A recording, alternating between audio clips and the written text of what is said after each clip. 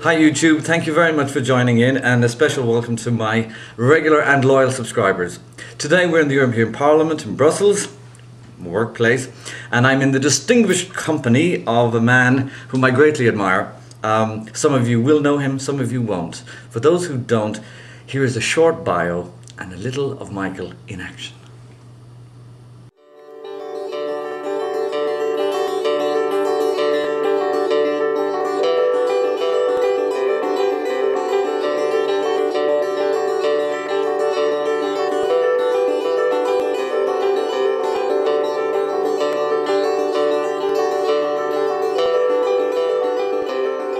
Mr. Cashman, you used to work as a very famous actor back in the UK for EastEnders, the UK's biggest soap, that's followed by so many people.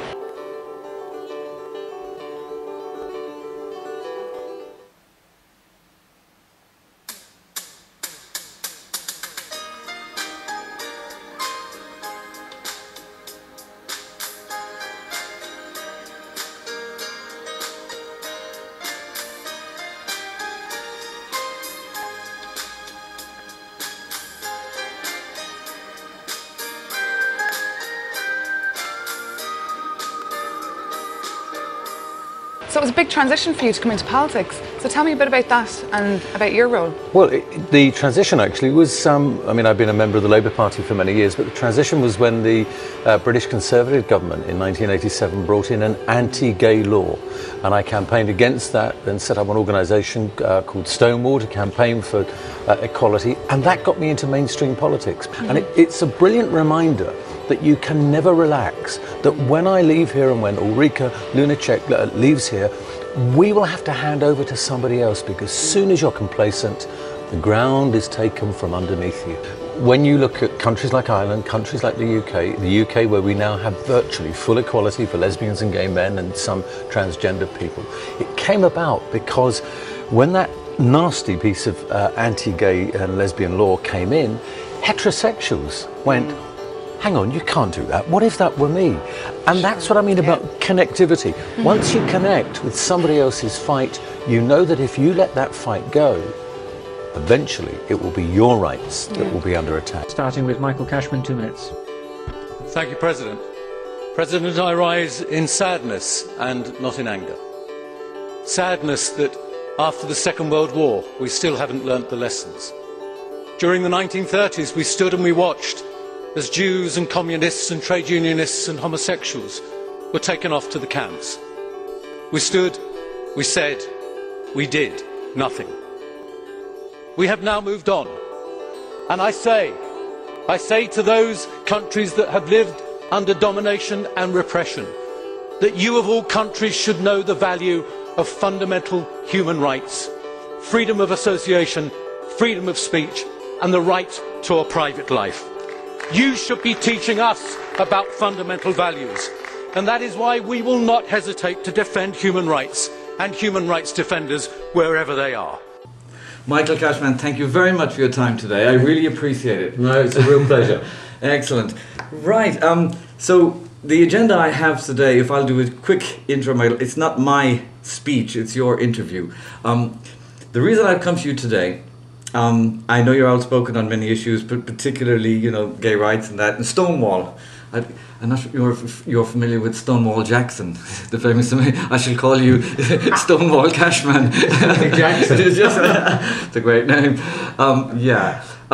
As a member, I mean, it's difficult. I was formulating my thoughts in terms of a focus. What was going through my head, Michael, is that, you know, in these days of economic crisis, etc., like that, okay, obviously that it seems that the only thing on the table in terms of the media is the economic crisis, Greece, recession, austerity, and that is absolutely acceptable. That must come number one.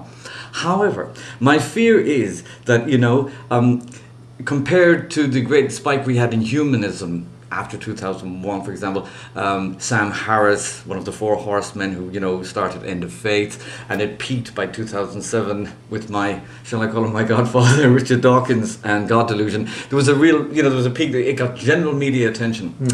And for want of a better phrase, I think things have gone off the boil just a little. Because it's just been swamped by, as I say, the necessary precedents of the financial crisis. I'm terribly alarmed by that. I get apologists, and even a member of my own family says to me, you know, Randall, there are more important things in the bloody world than, you know, your damn humanist thing and the atheist agenda and all that. People are looking for employment and all this, and I say, yes, I know, I work in the European Parliament, what do you think I'm exposed to? We know these things, we know about environment, etc.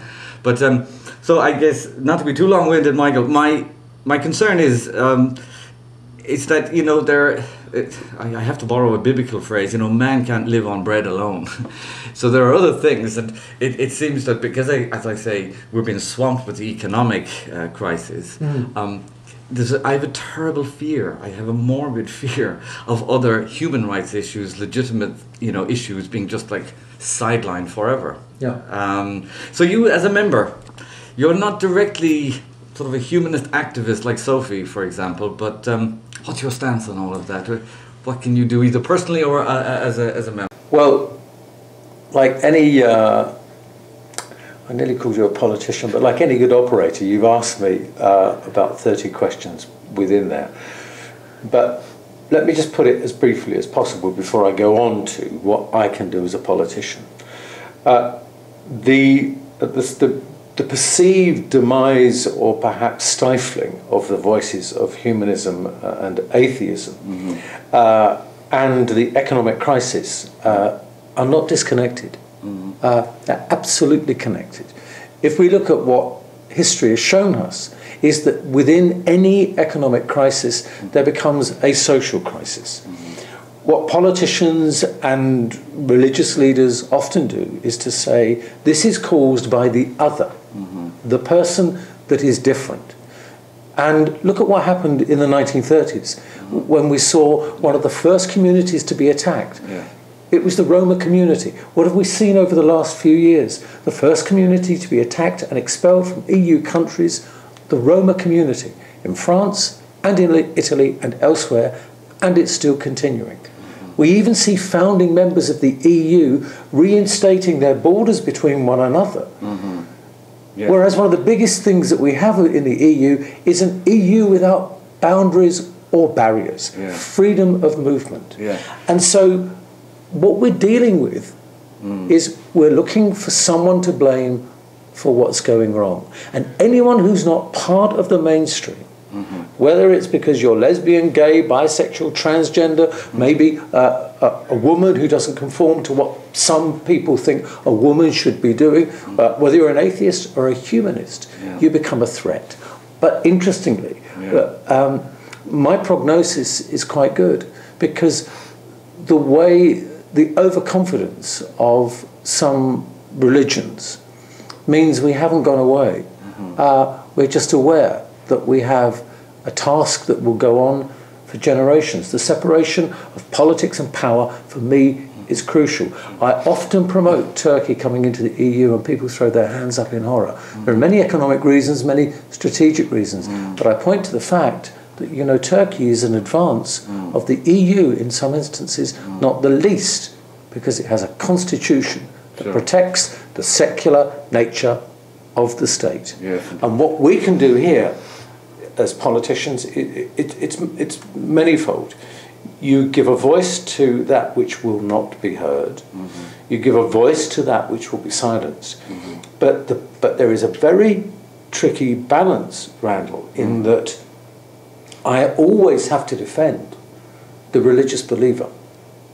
Because if I don't, my rights cannot be defended. And the difference operates for me, which is, if somebody believes something, I believe religion is, and faith, perhaps the most personal and private things you can experience outside of an orgasm. Yes, but if only it would stay that way. Exactly, and like an orgasm, you should experience with those who want to experience it with you. But if you believe something, I must defend your right to believe that, but not to impose it if, by imposing, you reduce the civil liberties or the human rights of the other. And that is, you know, the Catholic Church's obsession with homosexuality.